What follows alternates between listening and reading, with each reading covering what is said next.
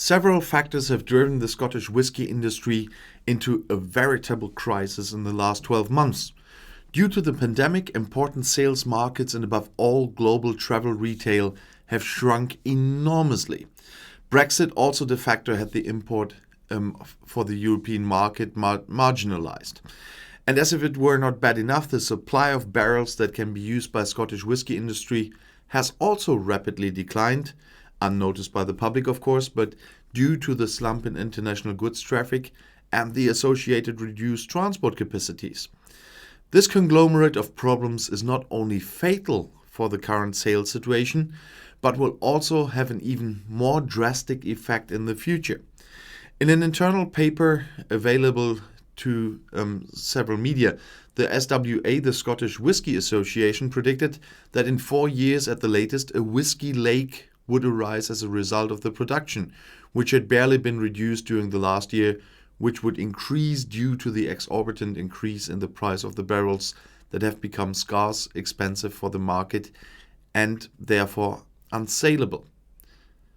In a crisis meeting at the beginning of February, representatives of the large distilleries and their parent companies agreed to kill two birds with one stone with a concerted approach that was unique to date: overproduction and the lack of barrels. In view of the crisis, an agreement was reached to destroy part of the whisky production of 2020, which was now matured in barrels for almost a year, and to bring the barrels freed up as a price-depressing element back into the production cycle. This applies to both single malt and grain whisky. With the destruction of stocks at the appropriate age, the Scottish whisky industry wants to take pressure off the developments in the whisky market when it starts to grow again after the pandemic has flattened and the turmoil in foreign trade caused by Brexit has subsided turns. It is hoped that it will enable them to take matters into their own hands again and make their own control measures more effective. But how do you do this? When the specially established working group called Operation Vanish was looking for ways to destroy the spirit, it was initially considered to be used as industrial alcohol. But that was no longer possible in the necessary purity due to the storage in wooden barrels. And discussions with the sewage industry soon showed that silent disposal via sewage treatment plants would not be possible.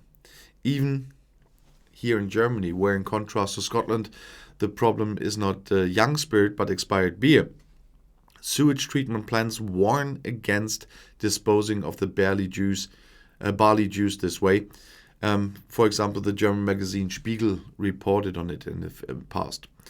Finally, with the help of experts from the chemicals and nuclear industries, a discrete method was found to dispose of the targeted amount of 7 million liters of annual spirit by dumping it in the Atlantic Ocean halfway between Scotland and Iceland. They rented a medium-sized tanker sailing under the Lebanese flag with a capacity of 45,000 barrels. That's the second smallest category of tankers, and filled it for 2 weeks at the Culport Naval Base, located on a peninsula northwest of Glasgow.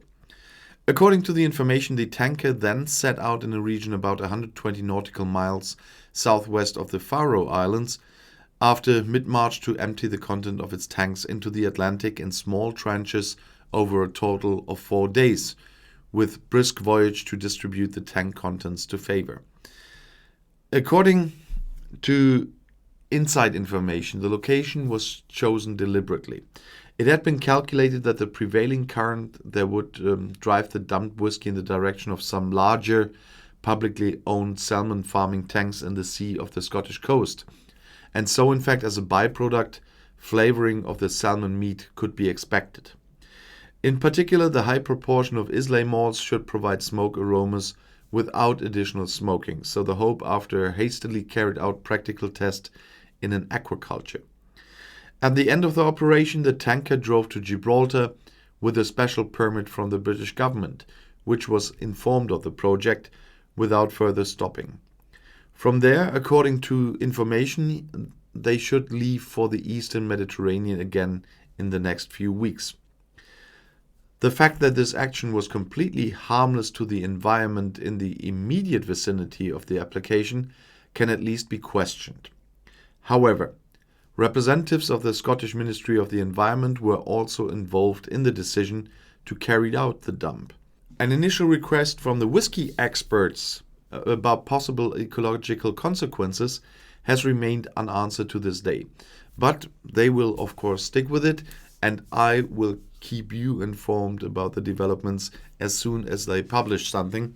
And these whiskey lakes remind me a lot of the past of the European community and the butter mountains and the milk lakes, just for another reason now.